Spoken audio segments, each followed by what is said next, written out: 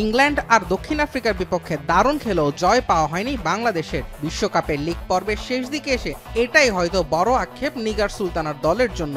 বৈশ্বিক আসরে বাংলাদেশের প্রথম সেমিফাইনাল ম্যাচ থেকে নিগার সুলতানার দল এখন অনেকটাই দূরে, তবে সম্ভাবনা একেবারেই শেষ হয়নি। নিভু নিভু অবস্থায় থাকা আশার সেই প্রদীপ জ্বালিয়ে রাখতে শ্রীলঙ্কার বিপক্ষে ম্যাচে নজর জ্যোতি নাহিদাদের।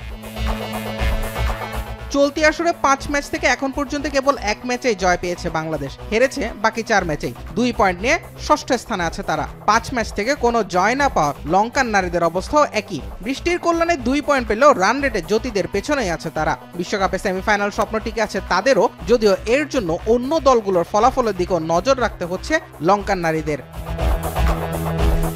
2 দলের সবশেষ দেখা অবশ্য জয় পেয়েছিল বাংলাদেশ। বিশ্বকাপের প্রস্তুতি ম্যাচে 1 রানের জয় ছিল জ্যোতিদের পক্ষে। অবশ্য সামগ্রিক ফলাফল বিবেচনায় লঙ্কান নারীরাই থাকবেন এগিয়ে। শেষ 5 ম্যাচের মধ্যে 2 জয় তাদের, বাকি 2 ম্যাচ ফল আসেনি বৃষ্টির কারণে। বিশ্বকাপ মিশনে তাই অতীত রেকর্ডটাও বদলের দিকে মনোযোগ টাইগ্রেসদের। হাতে থাকা 2 ম্যাচ জিতলে বাংলাদেশ টিকে থাকবে বিশ্বকাপের সেমিফাইনালের দৌড়ে। মুম্বাইয়ের মাঠ সর্দার পাতিল স্টেডিয়ামে জয় পাওয়ার পাশাপাশি বাংলাদেশকে তাকিয়ে থাকতে হবে অন্যান্য ম্যাচের ফলগুলোর দিকেও। অবশ্য সবার আগে নিজেদের কাজটাই ঠিকভাবে করা জ্যোতির দলের জন্য বড় চ্যালেঞ্জ।